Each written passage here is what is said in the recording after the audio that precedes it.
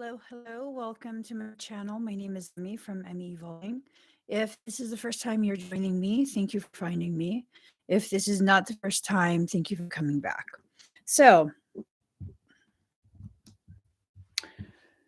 I'm doing a reading for Pisces, Sun, Moon, Rising, and Venus. Also for your cross watchers. Also for those of us who find ourselves on this video without any Pisces in anything. You're probably an empath. And you're probably needing messages from your soul.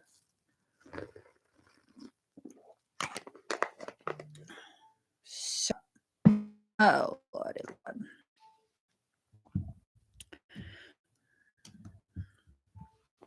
All right. Hopefully this works.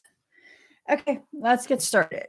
I asked what this reading was going to be about, and what I was told is, are you ready to move on? Like, really, truly move on. I'm assuming like moving on from certain topics. I'm assuming moving on from certain mindsets, all sorts of different types of moving on.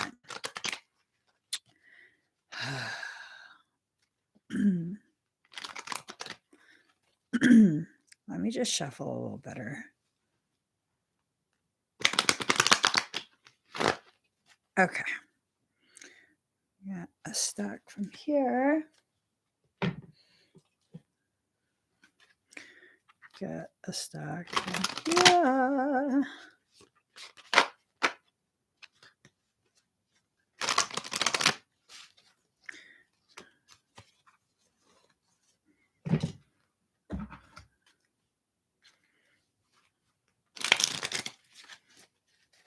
Okay.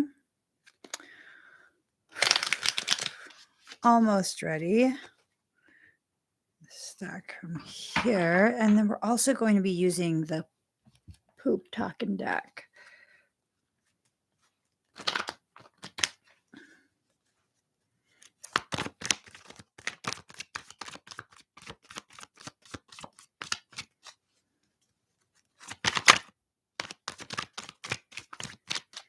All right. Grab a stack from there. Okay, let's get started. Here goes. Ooh. So I'm going to read this differently. This is the identification card. It came up upside down. So things are starting to calm down. Okay. I'm going to read it in that sense. Like the intensification, maybe it was, I want to say like applied wrong. Like the intensity wasn't actually applied in the way that it needed to be applied. This is either by you or by someone else.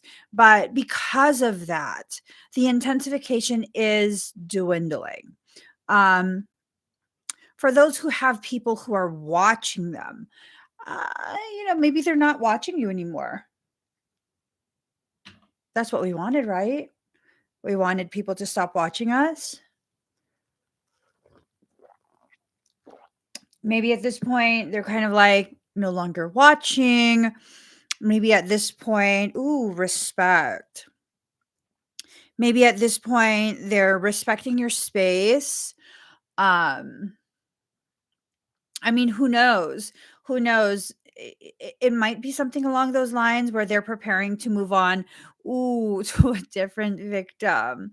There are people who exist who think that Pisceans and empaths are just free for the picking, like they can have their way with you. They don't have to respect your boundaries. They don't have to listen to you when you tell them you do not like them. They are disgusting people. You want nothing to do with them. I mean, there are people who are like that. And I'm almost wondering if those people are being included in this, like, respecting your boundaries. I doubt it.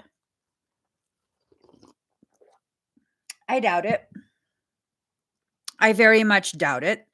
I very much feel like Pisceans and empaths are finally just allowing themselves to become alchemical, alchemists. There are people who feel entitled. I witness that day in and day out. Sometimes for me, sometimes for clients.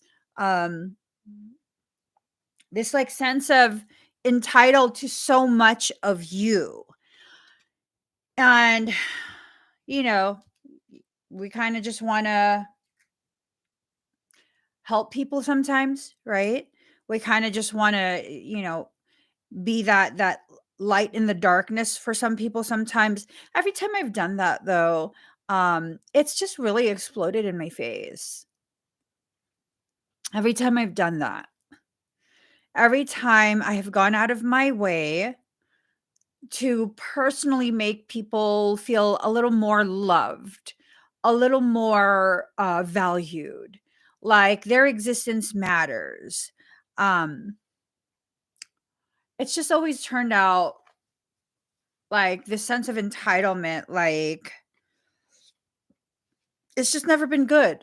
I don't know if any of you have had this happen, but like after a certain point, it becomes this thing of they're entitled to me, my energy, my efforts, my friendship, even though they haven't reciprocated.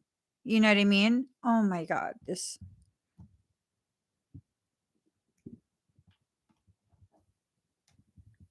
Even though they haven't reciprocated, they're entitled to it because something we've done has made them feel like this is the norm.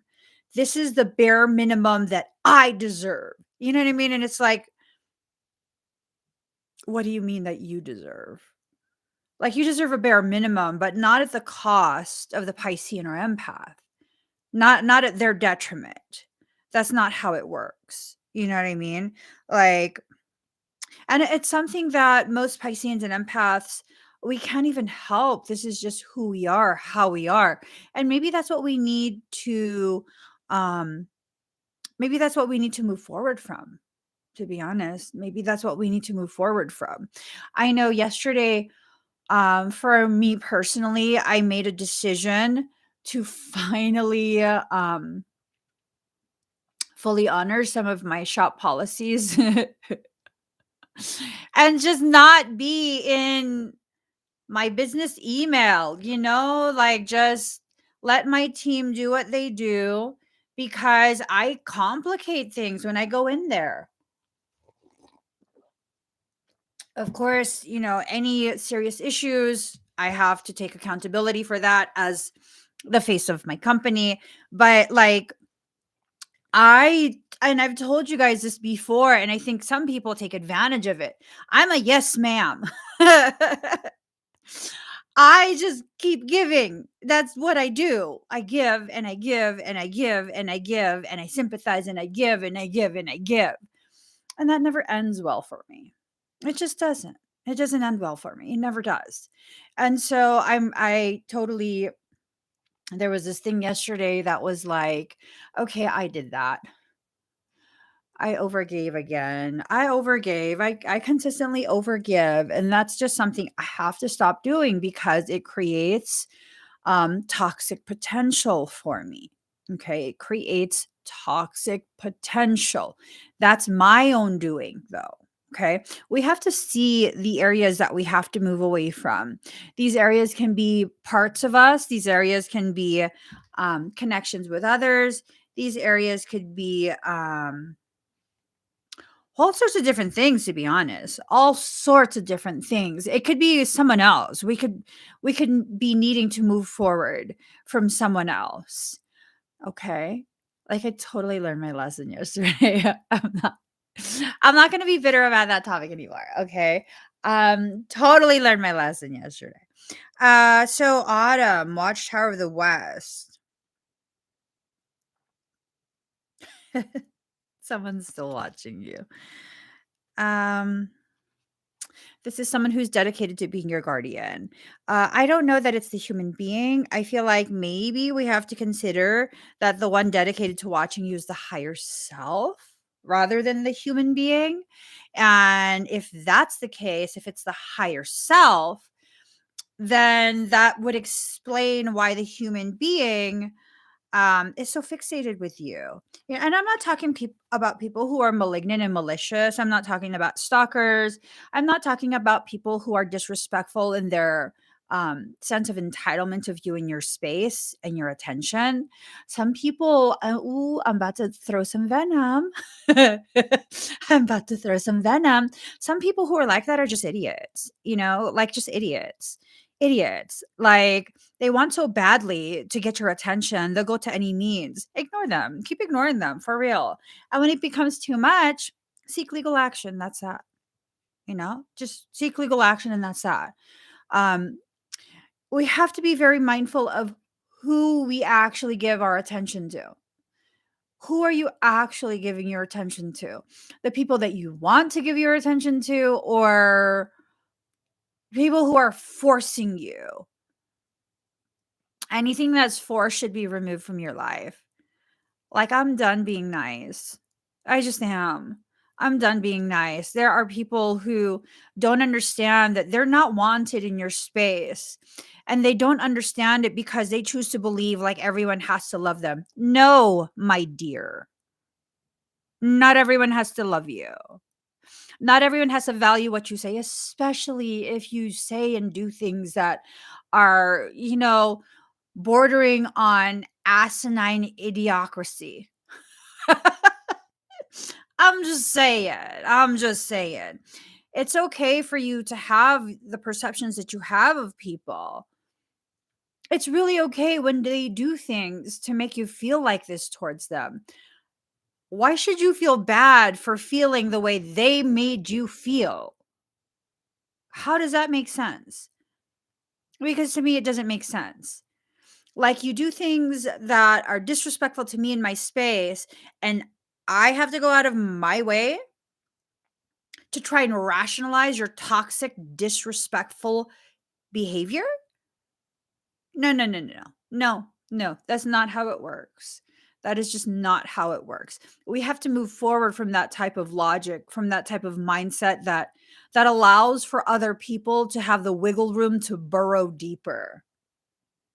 And then we wonder, like botfly larva, we wonder why we have that nastiness buried in us. No. No.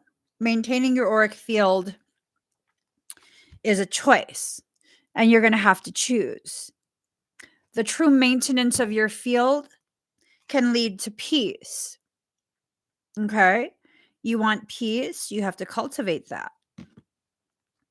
You cultivate that through reflection, allowing yourself to see what parts of you are allowing the mindset that gives the passive mission to others to do this kind of stuff to you. We have to start having some basic level of boundaries, self-love, self-respect. We have to. It's time. It's really, truly time for us to claim our rightful place within our lives, which is on the throne. We have to begin conducting ourselves as though we are the royals of our life, because you are. As a sovereign, if you truly want to live as a sovereign, you have to see yourself as the royal of your life, no one above you. And this doesn't mean the toxic sense of it, where that means everyone else has to bow to me. No. The truth of kings and queens throughout history, they exist in service to their people. So it's this mutual thing. Well, it's supposed to be. The good kings and queens are the ones who really take into consideration they live a life of privilege so that they may serve. One of the things that I liked, and I don't know how true it actually is, I got fixated with the royal family maybe like 3 years ago or so, or 2 years ago. What? When did COVID start? 2020, right? Yes. Early 2020, the whole Megxit thing there, you know, and there was a lot of press coverage for the royal family, and I got really fixated for a couple weeks. And what I got fixated on is that it was made known that most of the royal family, they treat their servants like family. One of the issues that came up was that they were accusing, um, and and it's just accusation. I don't know if it's true or not. Um, One of the things that happened was they were accusing her of being really, really Hollywood nasty to the staff, to her assistants and attendants and whatever else.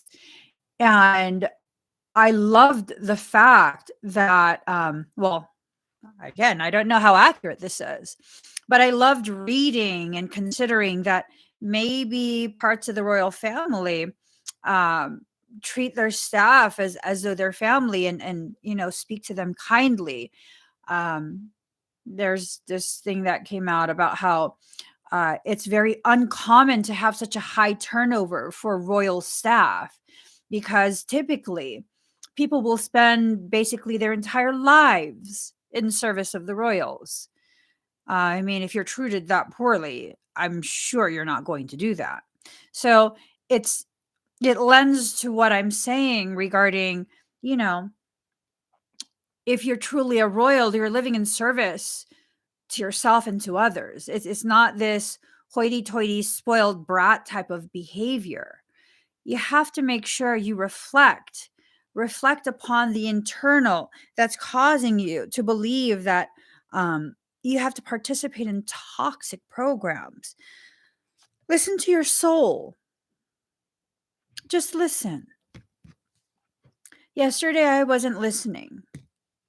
I was just focused on whatever I wanted to focus on, and I wanted to be bratty and all of this and all of that. Um, if I had just listened, I would have understood where that communication between Michael and I were headed, you know, where we were headed. And sometimes the frustration we feel towards certain things, certain topics, maybe certain people even, it's the very thing that prevents us from being able to actually hear. So yesterday we established, um, my issue is not necessarily with a human being that I guess, identified as a twin ray counterpart. The issue had more to do with the whole topic, not the human being, because I don't know the human being enough to make that like qualified assessment of their character. I really don't know them, you know? The topic is what gets me riled up all the time because the topic keeps coming up in the readings. And what did Michael say yesterday? It was this thing of like, that which you avoid is that which will continue to be placed before you. Avoidance of the topic, and holding myself accountable, responsible for the way my personal perceptions are affecting other people's perceptions of the entire topic. Now, most people have not even identified the proper person as their counterpart. We all have a counterpart, but not all of us have found that counterpart, and not all of us have a counterpart who has chosen to incarnate in this lifetime, right? So it's this thing of, how has my personal struggle with a specific subject, not the person, I want to emphasize that, with a specific subject, how has it caused toxicity within other people? It's time for me to personally hold myself accountable and move forward. Just move forward from that logic, from that irritation, from that whatever it is. And it's also this thing of like, if you have wounds, you need to be able to cleanse those wounds, right? You need to be able to do like a debridement. So, one of my kids was riding their bike. They had, they were on gravel and they had a little boo boo. And that was the other day. And then I happened to see it uncovered yesterday evening, and I was like, "Oh my god, was that even cleaned?" And I couldn't tell if it was, um, gravel, little bits of gravel, or coagulated blood, right?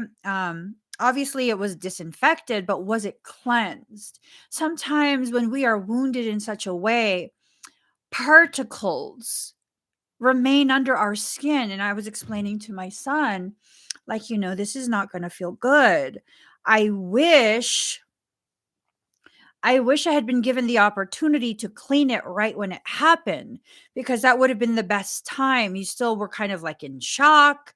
It probably was numb. Adrenaline was running, So then it's not going to be the same type of experience as it's going to be right now, because it's going to sting even more. And it did. It stung even more. Excuse me. And I had to continue to reassure him, like, I understand it really does hurt. I know you're not faking it. I know you're not being dramatic about anything. It really, truly hurts that bad. And it became this thing of like, you're going to have to just try and endure as much as you can. I'm going to try and clean it as fast as I can, just trying to make sure that there's nothing, no dirt, no particles that are left in the wound. And the thing is this, when we don't fully address to the degree that we need to address the things that are needing to be addressed within our lives, especially our wounds, when you wait, it's basically I had to take like a needleless syringe and pressure wash it. Any flaps of skin that had begun to reattach, it was drying out and it was reattaching to the wound. I mean, that had to be flapped open again, and that's painful. That's painful. Nerve endings are exposed. Having to rip open your internal wounds once again in order to properly cleanse. If you do it the first time when it happened, then you're able to actually like just get that done with and then go through the healing process. But what many of us do, myself included, we go ahead and we avoid because we don't want to deal with that. That's like a scary prospect. That's painful. That's whatever it is we're seeing it as. We don't want to deal with it. And what ends up happening is we partially heal, but can't actually fully heal. There's contaminants contained within. There are particles that are contained within. And then we have to go through the process again to go ahead and reopen that wound, properly cleanse, and hopefully allow ourselves to finally begin the healing. Like, I mean, you can stitch something shut, but if there's something inside there that's a foreign object, the body will attack it, infection will set in, you in a world of trouble. A world of trouble, right? Uh there are stories of people who are victims of medical malpractice. The medical tort that was done was the leaving of medical instruments within the torso, within the abdominal cavity. You can't actually heal from that. You can't actually heal from that. As a matter of fact, if you look at some women who have breast implants, it doesn't happen to everyone, but there are some women who have breast implants, and not only does the body encapsulate that implant because it's a foreign material, it's a foreign matter, sometimes the body will continue to attack it, and they'll go through this, like, I think it's called Implant Syndrome. And I came across this one girl's video, and I mean, her implants were gorgeous, don't get me wrong, they were like ridiculously gorgeous, she looked really good. But watching her story, after a certain point, she was just consistently sick. She had consistently dark circles under her eyes. And on top of that, no matter how much she bathed herself, this is according to her, there was just like this rotting smell that was coming from her chest. I'm like, oh my God, that is pretty severe. She was basically handicapped from that. Thank you, Carl. And it's this thing of it, just because it doesn't happen to everyone doesn't mean it doesn't happen. I had a personal friend of mine who had an explant done because she was so sick for so many years. For so many years. And she was asking me, what do you think is wrong with me? And I was like, ooh, ding. I think it's the implants. And she did all her research, all of her research. And, I told her I could be wrong. I mean, do your research. And she did. And she came to the same conclusion that I did when I scanned her. And here's the crazy thing, when they place that in your chest cavity, like on top of your chest cavity, it's supposed to be sterile. It's supposed to be sterile. And she showed me.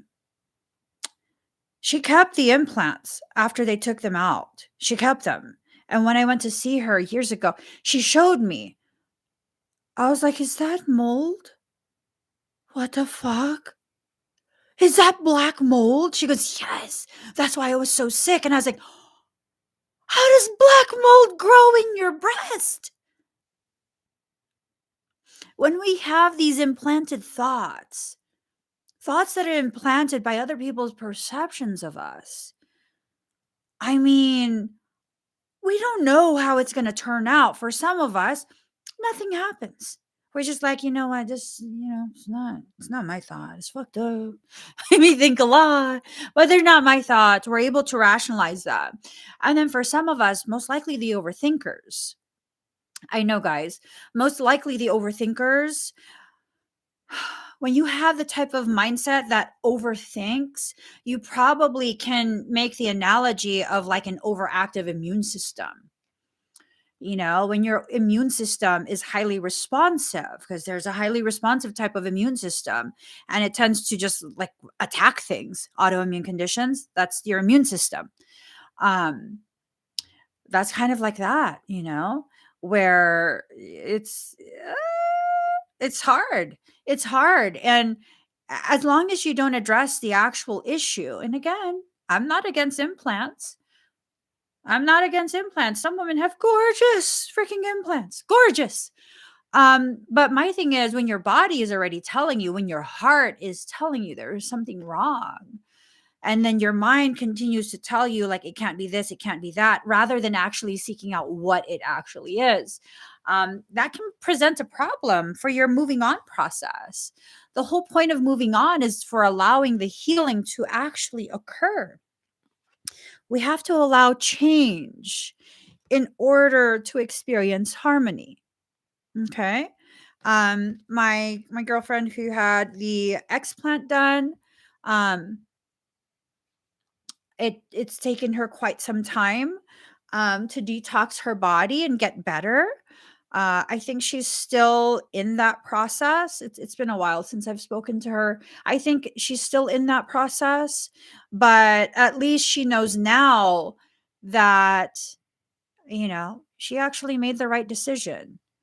Like she actually made the right decision, as well as that video that I was talking about, the girl on YouTube, had the explant done for herself as well.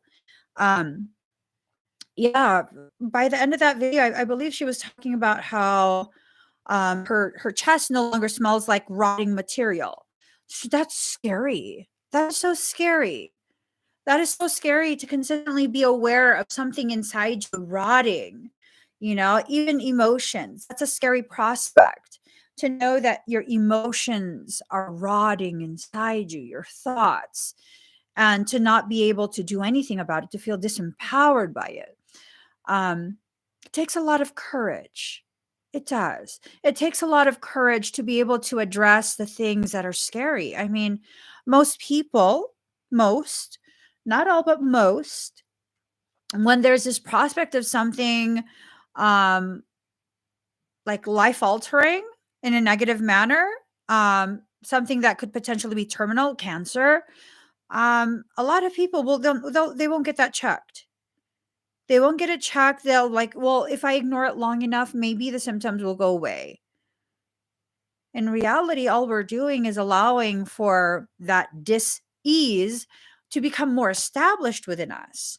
When we allow the thoughts and the emotions that are caused by other people and the way they've treated us to remain within us without processing, oh my,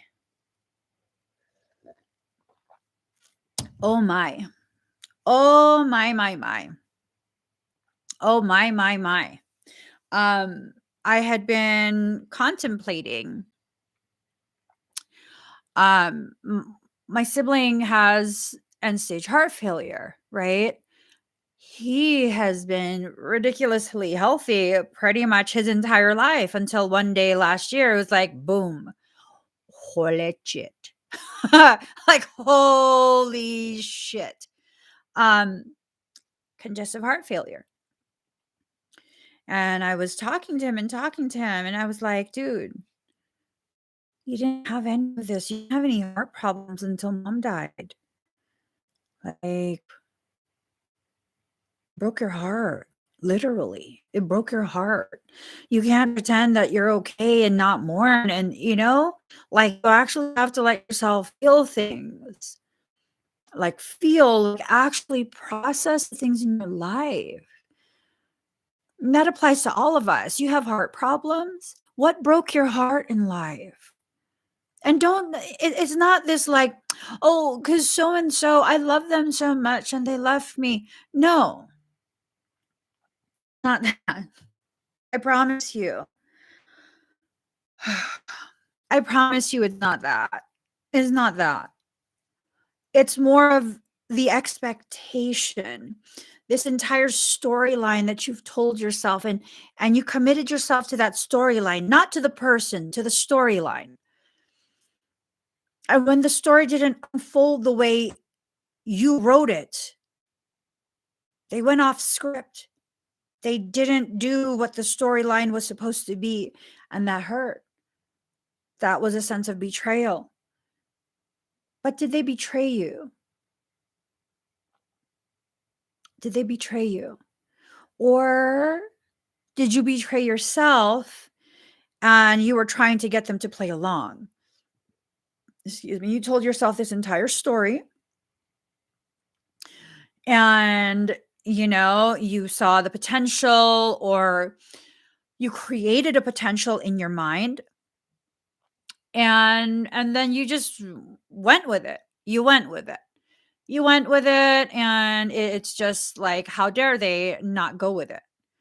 Well, sovereignty. People can decide for themselves whether they want to play along with the storyline, whether they agree or whether they don't, you know? Emmy, that's easy for you to say because you've been with your husband for so long. Okay, there was no storyline that was followed. Do you see that? We've been together for so long because I've always been open to things continuing or ending as they are appropriate for us. Absolutely. Absolutely. My husband now is not the man that I met. He's a completely different person. He has chosen to mature himself, work on the things within him that he needs to work on. I've chosen to work on myself. These are separate decisions. When we continue to allow ourselves to think that we are the primary playwright here, no one else gets to give their creative input for this storyline that we're creating for our life. That's when you start to disappoint yourself. I think the best movies are the ones created by producers who take in the input of their most talented actors and actresses. Like when an actor or an actress has um, proven to be very skilled in their craft, movie after movie that has been beautifully executed. Beautifully executed. There are some movies that are just so beautifully executed, right? And when they can show you this consistently, they have this X factor that you have to just trust it. They can't control the whole show, but when they give you input, you need to absolutely pause and kind of just consider, would this play good? Would this be a good addition? Or should we actually remove that part? Should we? Should we allow ourselves to see a different way for this story to be expressed? A movie that keeps popping up in my head is The Notebook. Oh my god, I love that movie. I love that movie. Oh my god. I love that movie. That movie was carried by that movie was carried by an actress who also co-starred in Mean Girls. Like, really? Did you really think that would come out of her? I mean, I had no expectation, but God, she made me believe.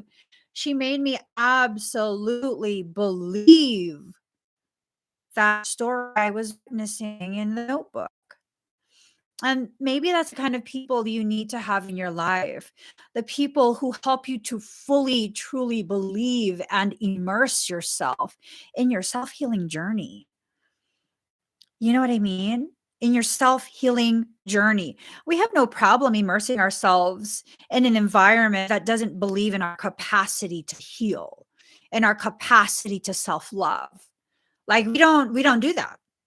We're not like, oh my God, no, you should not be here because you are making it harder for me to self heal. No, instead, we will shame ourselves. We will allow ourselves to go through this difficult process of don't be that way. They're just trying to help. Don't be like that. And it's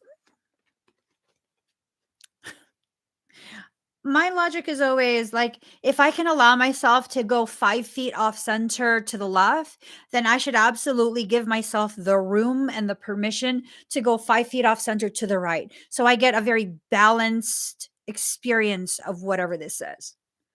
That's fair, right? That's a fair type of logic.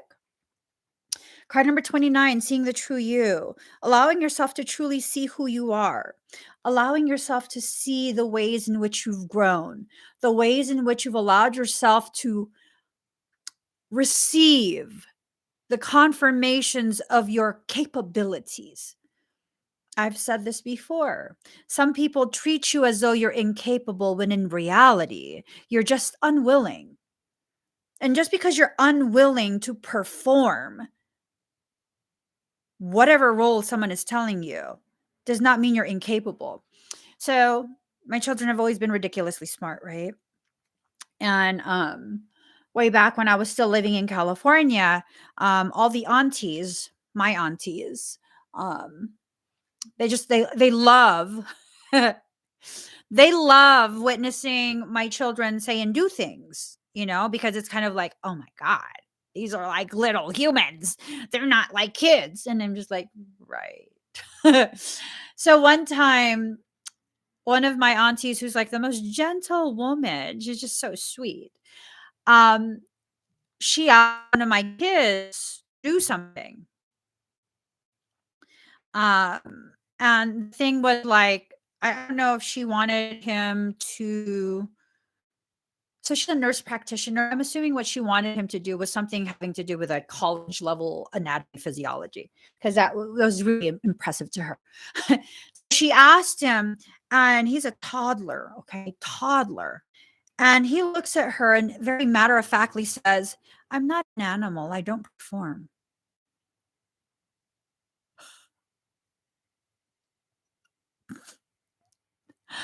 And she goes, oh, oh. She didn't know what to say. I'm not an animal. I don't perform. As a toddler, he said this. I've never said nothing like that to him. He's not allowed to, at that time, he wasn't allowed to watch cartoons. He can only watch documentaries. Mhm. He can only like we don't play none of that. Like no cartoons. Nope.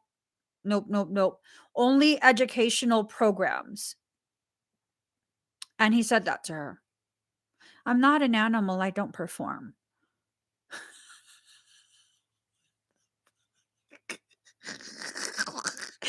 I'm so sorry, Auntie. Could you have found a better way to say that? Because it was a little, on the fringe of like, no, mamas.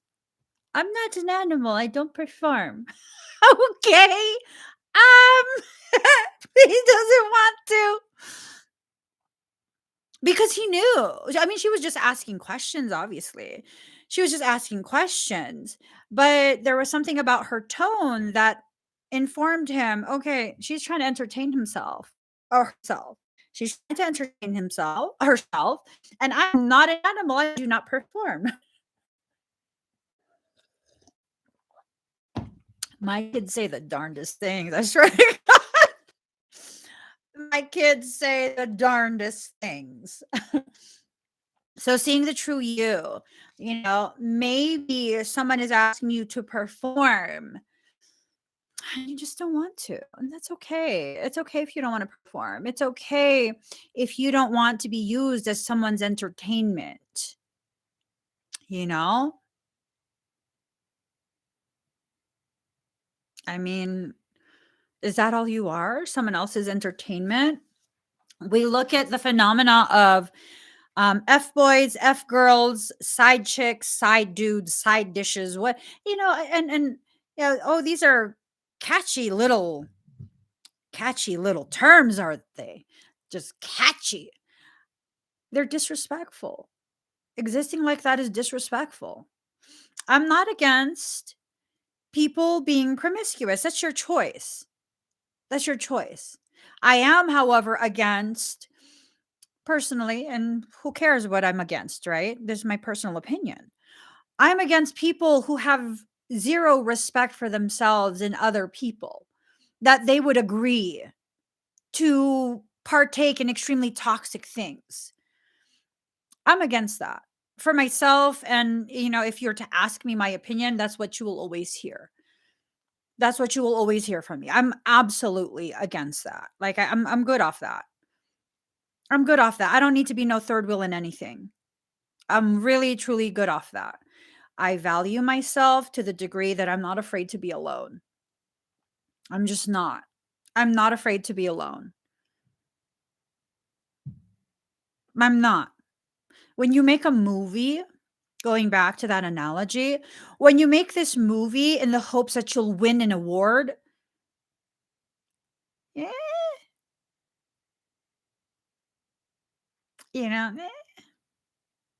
I don't know that that always works. But when you make this movie and your heart is into it, this is your passion. This movie, this project is your baby. You're going to see it all the way through from conception to birth, through the first several years, all the way through to adulthood when it is ripe for the viewing, right?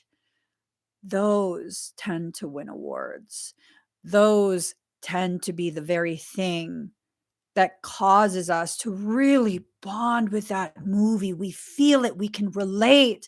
It touches us to some degree. Those are the types of changes that you need to allow in order to rewrite portions of your story so that they better tell your truth. Do for the sake of feeding your soul. Yes. And for many of us, our soul is so starved that we will settle for any kind of interaction, connection.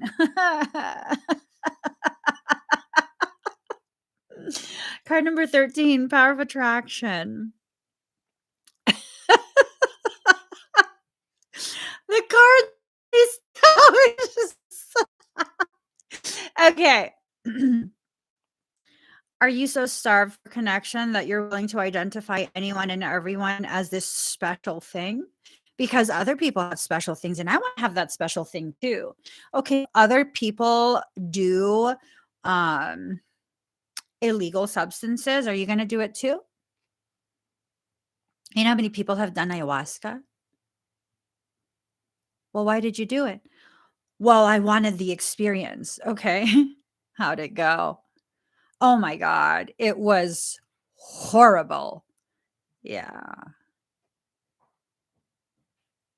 Yeah. Maybe it wasn't time for you to do that. Maybe it wasn't time. Ayahuasca is not like smoking bud. I've never done ayahuasca, but uh understanding the frequency composition of Aya, um, knowing quite a few people who have participated in the actual ceremonies, um, is not the same thing. It's not the same thing. Is not the same experience. And see, here's the thing. When we do it because we feel as though we need this experience to help us better understand the life we've lived, where we can go ahead and finally move forward from the wound, cleanse the wound, and move forward, let it heal. It's beautiful. It might still be a very difficult experience, but it becomes a beautiful thing. I know I have personal friends who did ayahuasca because they had addictions. They had addictions and they needed to discover the root causation of this. And they call this plant Mama Aya for a reason. It's like the divine mother coming and showing you, like, see, these are the parts of your life. Like, these are the things. This is what's hurting you. And being able to like see that for those who are ready to heal, it's healing. It's also painful. It's also something that can be traumatic for some. It's not, I was going to say it's not like an acid trip. um for those who like or who are considering substances, I'm not encouraging you to, I'm not discouraging you to. I'm just going to share with you some of my logic. If you're afraid to have a bad trip, it's probably because you're aware there are bad things contained within your mind. There are monsters under your spiritual bed. Okay. When you have these different things that are wafting around in your brain and you're refusing to acknowledge it, that can come up when your inhibition is suppressed through mind altering substances. Not only can it usually does. It usually does. It usually does. And so maybe you're afraid to allow yourself to experience things because you're afraid of what will actually come up. I don't know that you should use mind altering substances if you can't find the courage to face it in real life, like in your day to day. I don't know that that's the best idea.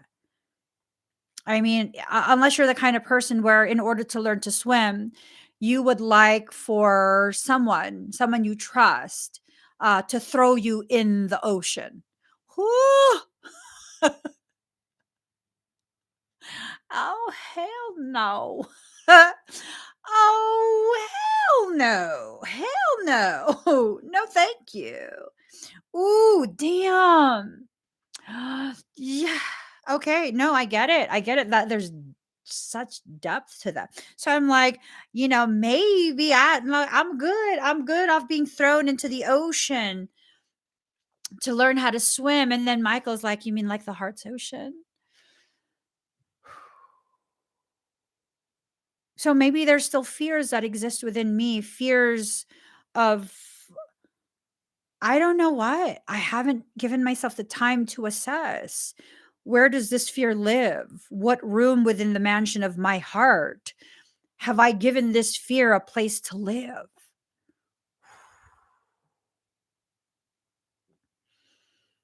I'm afraid to be thrown into the ocean, yet I consistently speak about the oceans of your heart and having no fear of drowning. And it's this fear that I have that I'll drown because a huge monster will come from the deep and pull me under. I mean, what does that monster represent? Is it a fear of the unknown? A fear of a lack of capability? What is that fear? What is that fear based in? I don't know. I'm going to have to examine that, right?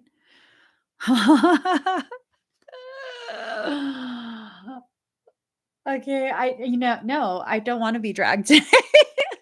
I don't want to be dragged today. So, It's a huge monster that could overpower me, right? That's a concept. Huge monster that could overpower. And then here comes this thing of this was the last card that was pulled. This being the last card that was pulled leads me to wonder, to potentially begin the process of understanding that maybe that fear of the depth comes from just what I said, the fear of the unknown. And what about the unknown? Um, what about the unknown should I fear? And if you're pairing it with this card, it's like this thing of, okay, so the monster, the monster, um, would be able to overpower me. What if that, and speculation, what if that fear comes from some unrecognized thought process of, oh, well, what if that the twin ray can overpower my thoughts, can overpower my process, and I might drown in that situation? Loss of control. That's the very reason why I don't partake in any mind altering substances. This loss of control. I've learned to no longer control other people. I've learned to no longer project the need for control. I've also learned that need for control internally is a symptom of this recognition that you are powerless to some degree.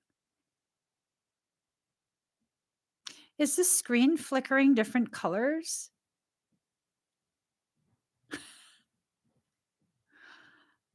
It looks like the screen is flickering different colors on my end. Yellow, green, blue, yellow, green, blue, purple, blue. I don't know. Anyways, seeing the true you. You have to allow yourself to see the truth of who and what you are.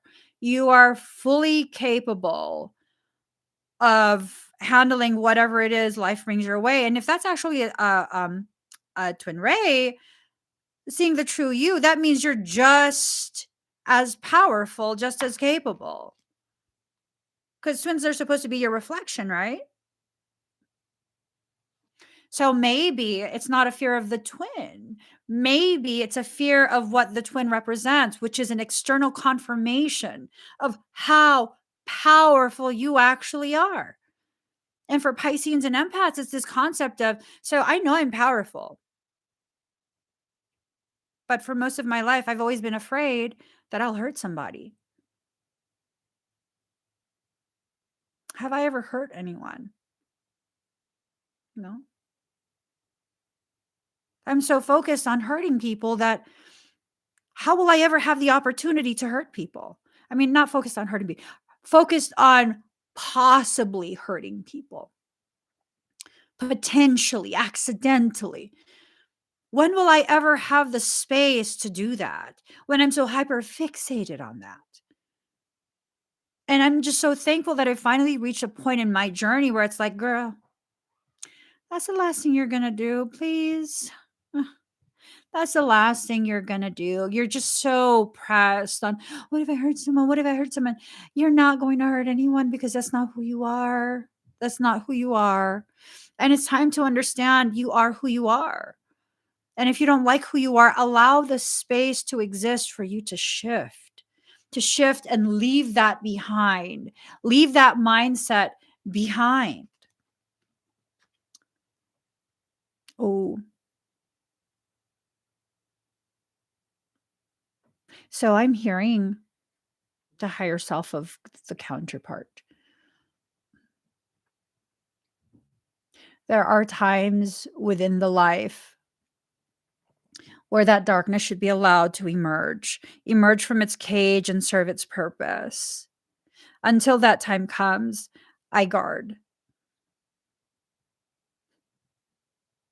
What the fuck does that mean? Until that time comes, I guard. That there's an understanding that there's so much dark energy that exists within me. It's not demonic, it's not any of that. It's feminine energy. Feminine energy is dark energy. Ooh. Oh, damn. That's some shit right there. So, the counterpart's energy. Oh, what is going on? The counterparts. Okay, let's just do this. The counterpart's energy, essence, however you want to call it, is over here. Like, there's many things that you've misunderstood through the readings because of the misalignments that occurred in life between humans. Every time it's come out in the cards of like you're like the epitome of female, you're like the end all be all of that feminine energy. It's more than just the basic human comprehension of that. It's more than just, this concept of you're their dream girl. It's like, ooh, you are the essence of what dreams are made of. That nighttime potentiality of anything and everything that's limitless. It goes so far beyond just the human concepts. This thing of like, you are the end all be all of that feminine energy, that the female. It's like the darkest nights. Ooh. You are the sky of the darkest nights, and your potential shines like the stars. I love it when people speak to me in poetry. You are like the sky of the darkest nights, and your potential twinkles like the stars. Ooh. The promise of the potential being the very thing that lights the way. Ooh. Oh my God. Wow. So it's not necessarily just the coveting on a human level. It's not necessarily that. Well, if that's the case, if you'd like to speak in poetry, okay, I'm listening now.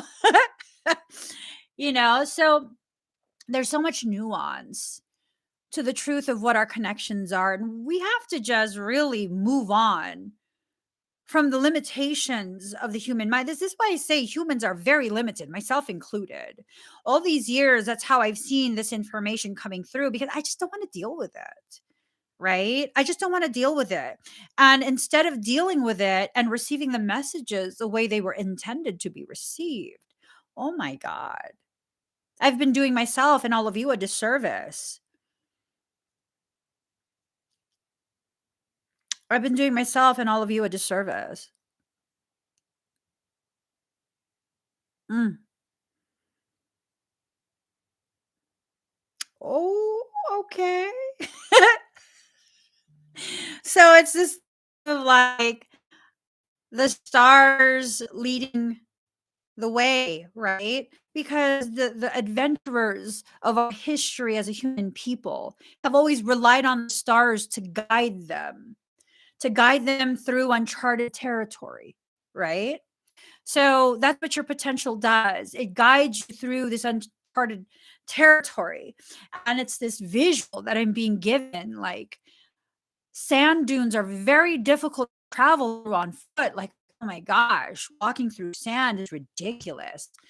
And if you don't allow yourself this, what ends up happening is, you don't follow the stars because the path is too um it's too difficult, it's too challenging. But if you push through those challenges, what I'm shown is climbing up a sand dune and reaching the top and realizing once you reach the top of that dune, um, the shoreline is right there. The shoreline is right there. And not only do you have the stars still present, their light reflects in the depths of the ocean. So does the moon. That's beautiful. That's beautiful. So it's the stars leading you back to what? The oceans of your heart. It's not necessarily to someone, it's the oceans of your heart. Seeing the beauty of your reflection in that darkness. The best way to view the moon and the stars is in complete darkness. It's in complete darkness. It's within your feminine aspects, regardless of what your gender is, whatever your gender identity is. Everyone has both spiritual genders contained within them. When was the last time you allowed yourself to explore the feminine aspects of you? It's a very beautiful thing when you can begin to see life, the world, and the same subject matter with different eyes, with just a difference in perception. Ooh. Mhm. Visions of life beyond death. Ooh, you died in the sand dunes only to be reborn. Only to be reborn. The part of you that believed you couldn't make it through is what needs to be left in the sand dunes. Leave it behind. Leave it behind. You know, we just celebrated a year since I began helping my brother through his very serious life circumstance, right? And I remember when I picked him up from the hospital, he'd been in the hospital for like, I want to say 2 months at that point. It's about 2 months at that point, I think. And and he was just very talkative, and we were talking about a lot of stuff, and old stuff came up, and this concept of he almost died. And I told him, "You did die. The you that's not willing to find the courage for a new life, the you that's not willing to see life differently, to have the same triggers, um, that part of you did die. A new you is existing before me. Like, that part of you died. Leave that at the hospital. Let that be the part of you that had the heart attack and died." You know what I mean? Like, visions of life beyond death. Like, he's become such a different person. I got to share this with you guys. Um, oh, it might have music. Dang it. He sent me this really beautiful, he sent me this really beautiful video. And it was like I think like a pastor or something. And he's talking about, he's showing one of those timer thingies, the with the sand in it. I forget what the hell they're called. The timer with the sand in it. And he's like, the events that have happened in your life are the sand at the bottom. And if you keep focusing on the sand at the bottom, all you really have is that sand that's passing through that constricted space. If you keep focusing on the sand at the bottom, all of the sand that falls from that constricted space, which is all you really actually have, it becomes the same thing, more sand at the bottom. And you have to want a different life. You have to choose a different way of being. Yes, an hourglass. You have to choose differently so you can live differently and make use of the sand you have left, because no one really knows how much sand is left. We all just know at some point the sand will run out and then this life will be done. And it was profound. It was so profound. And what if that sand dune, oh my God, how fucking beautiful is that? What if this sand dune is the accumulation of all of your lifetimes? What if that's what you're walking through? The sand from all of your lifetimes come together at the edge of your heart's ocean. Oh my God, that is profound. That is profound.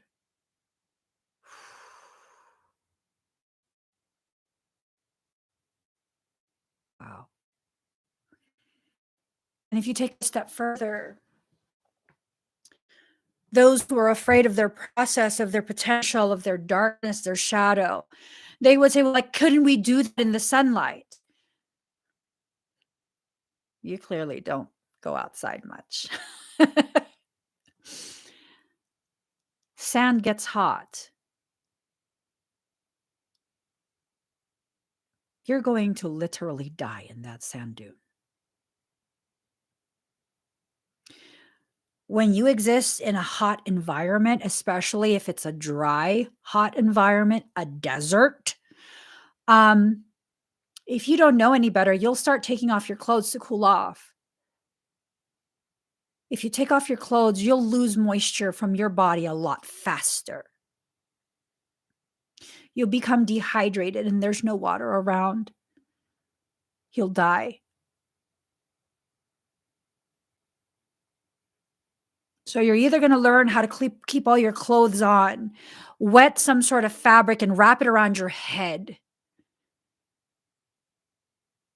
or allow yourself to walk through that sand dune in the safety of night, where you're not at risk of drying out. You're not at risk of developing some sort of catastrophic visual that is nothing more than a mirage. You see mirages ensue as well. The reason people see mirages is because they've become dehydrated and delusional. That's a large part of why people see mirages in the desert.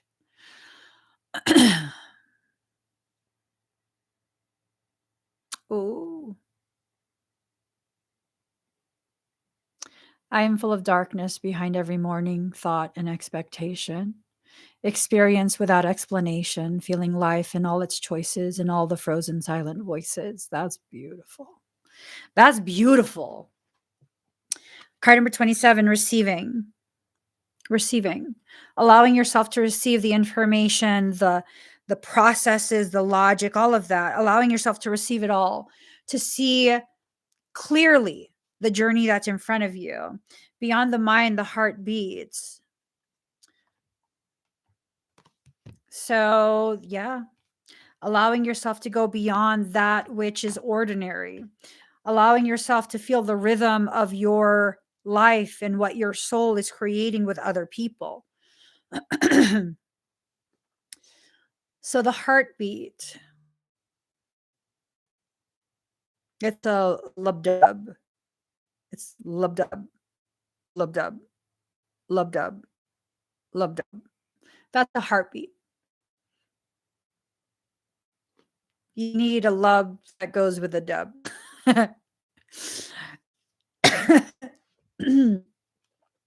You can do many things alone in life.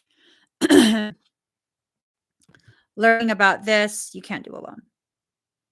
You can't do you can't do it alone if it's something to do with a counterpart. And it doesn't mean anything about romance or having them physically in your life, physically present in your life. Has everything to do with the energy. Energetically speaking, there's never been a separation between you and the counterpart. There's always been a lub dub, a lub dub. When the heart beats too fast and there's not enough space between the beats, that's a life-threatening condition. Tachycardia, arrhythmia, afibrillation, those all can damage the heart. So it's like this high point followed by a dip and then a silence. High point followed by a dip and then a silence. That's the heart rhythm. That's the beat, the rhythm with which this connectivity occurs. A high point, a dip, and then a silence. A high point, a dip, and then a silence. That's healthy. That's healthy. When we want complete silence all the time, that's a flat line. That's not living anymore. When we want nothing but connectivity, a heart attack. That's leading to a heart attack. Okay. That's leading to a cardiac event that probably will cause cardiac tissue damage. And that, depending on how severe it is, it's catastrophic. It's catastrophic. So, card number 3, inspiration, allowing yourself to be inspired by the bees. The bees can provide the honey or the sting, but no matter what, they are an organic, necessary part of your flowering cycle. Okay. Listening for truth. And then we also had seeing the true you. There's so much. Maybe it's time to hear and see the truth of what's actually going on in your life and what you have to move away from. After the storm, you'll get through this. You'll get through this. You'll definitely get through this. Big, bold vision, see things differently. How profound was it for me to finally see something differently?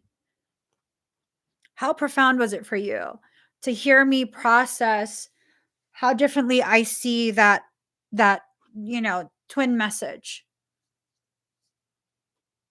And remember, you have to pair today's new big bold vision with yesterday's Michael being ridiculously mean in his reflection of my own meanness. My attitude had to be torn apart yesterday. That was necessary. That was absolutely necessary.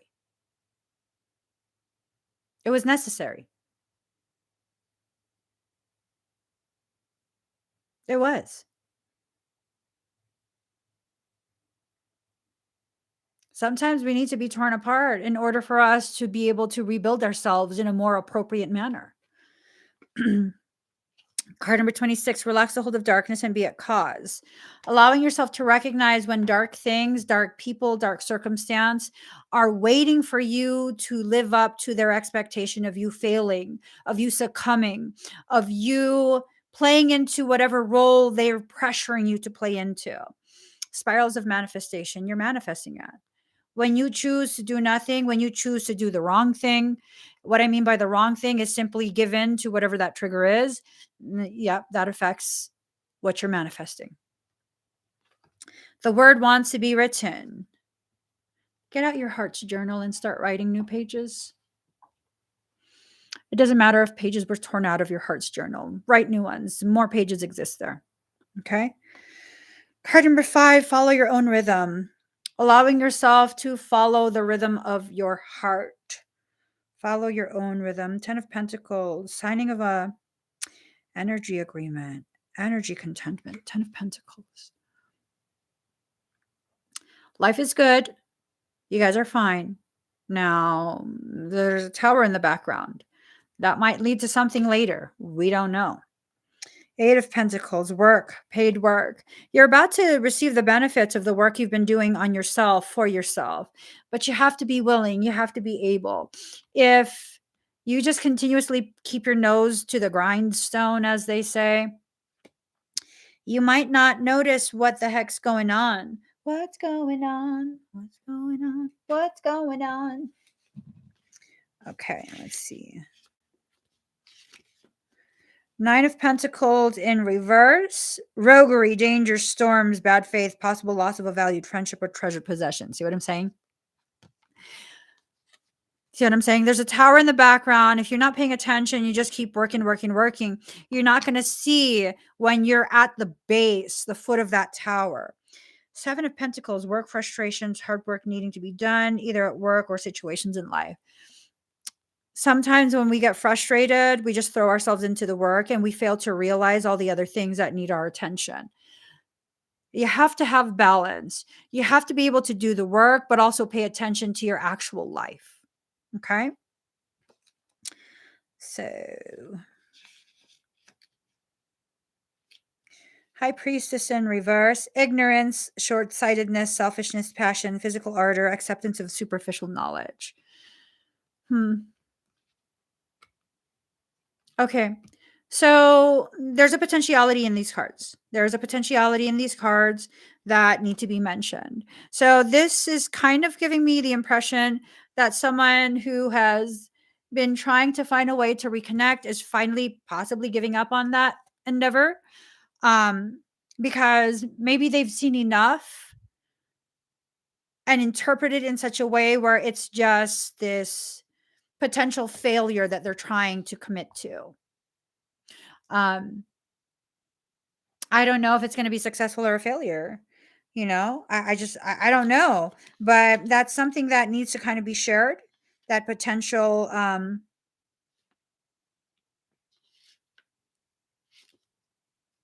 Okay, the Hierophant. Marriage, government or public company, body, corporate, official building, official situation, ritualism, mercy, forgiveness, inspiration, compassion, and activity, reserved. Oh, so yeah, reserved. Tendency to cling to ideas and principles even after they're outdated. Conformity. So this is kind of telling me that someone, whoever this is about for you, there's a potentiality that they're now planning to conform, that they're now planning to just stop trying to, I don't know, converse, have a connection, something like that. Um, Marriage, government, or public company. Maybe they're getting married. I don't know. Official building. Maybe they're trying their best to be much more stable. I would not be surprised if there's someone that's been in their ear about like, you need to just get married already and settle down and, stop waiting around. I don't know what they're waiting around for. Stop waiting around and things like that. That's what I'm hearing. Like, you need to just make a decision already. You need to settle down. You need to establish a life with someone and like stop.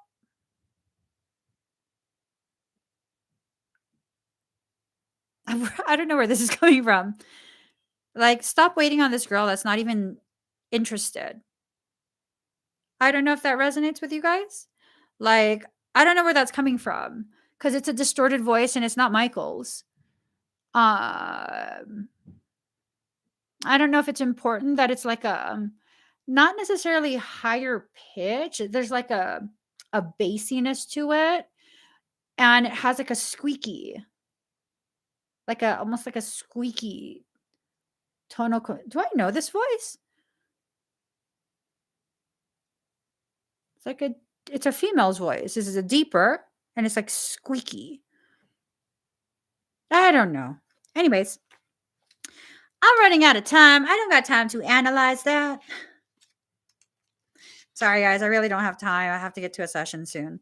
So, King of Swords in reverse, a person who may pursue a matter to ruin, conflict, selfishness, sadism, a dangerous or wicked person, one who causes unnecessary disturbance and sadness. Okay. I think this is tying into what I was hearing. Um, it might be someone's like mother figure. It sounds like a younger type of voice, not super young, but not like motherly, matronly. I don't know.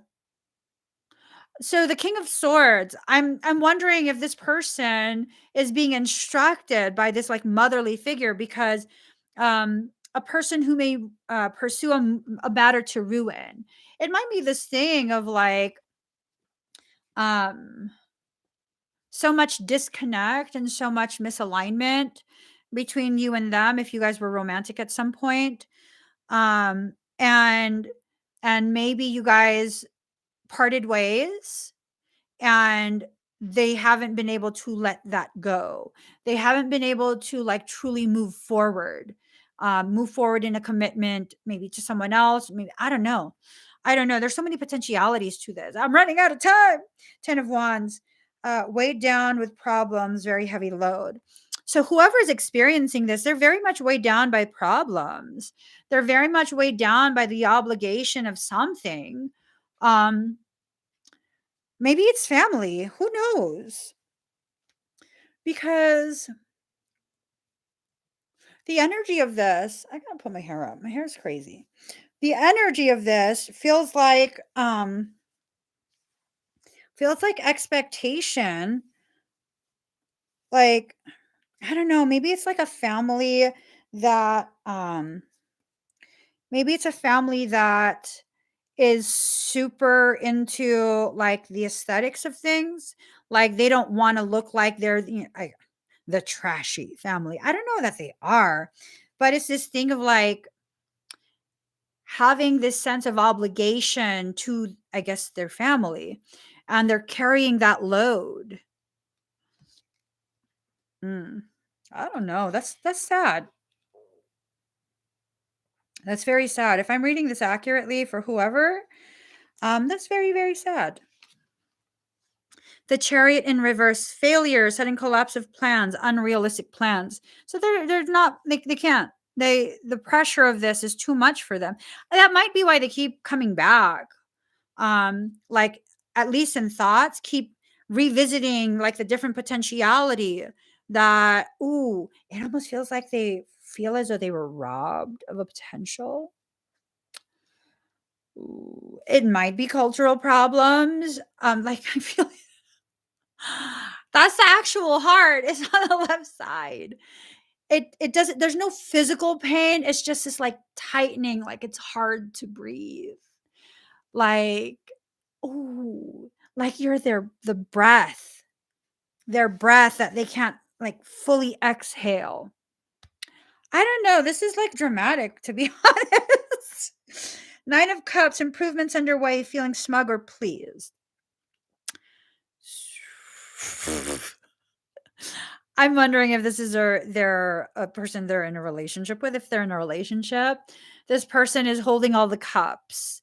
They're feeling very smug, very pleased. Like, if you want access to these cups, to maybe this wealth, maybe I'm almost wondering if this person is like low-key narcissistic. They turn world upside down. It's weird. Yeah, I don't know. It's like someone is gatekeeping the cups, the abundance, I guess. Oh, well, shit. World upside down for real. Okay, hold on. Is there a world card here? I think it's this one. Imperfection, failure to complete the task one starts, lack of vision. Woo-hoo. I think they're going to rebel against this. Doesn't mean they're coming back to you, though. We leave that alone. Let that play out however it's going to play out. But I think they're going to get sick of that. There's potentially this thing going on where they're being heavily controlled by the other person. Key control. Low key control is the worst kind of manipulation. They're not being outright about controlling you, but it's kind of like this sense of like, well, do you want money? Because I mean, if you want money, you have to be here. I don't know. I don't like that kind of shit. I'm totally the type of person I would rather starve. I would rather be stuck in a parking lot starving. Keep your fucking money. I'm that kind of person. Four of Cups in reverse, new possibilities, new relationships, new approaches to old problems, new knowledge. So new knowledge, new approaches to old problems. That is what resonates most deeply with me. Like new knowledge. Maybe someone's watching this, they're cross watching for someone. Maybe you're the cross watcher and um you're cross watching because I remind you of somebody or whatever it is. And it's this thing of now you're seeing something in a different way. And so now you're considering a different approach. Again, not necessarily information or actions leading to a romantic reunification, but more like being able to move beyond the stagnant energies, that stagnant preconceived notion of what this is, how this is, yada, yada, yada. Eight of Cups, money problems, turning your back and walking away. Nothing else, knowing nothing else, nothing more can be done. Oh, shit. Someone's walking away. Oh. Okay. Yeah, no, I'm just being dramatic. I'm laughing because my sugars are running low.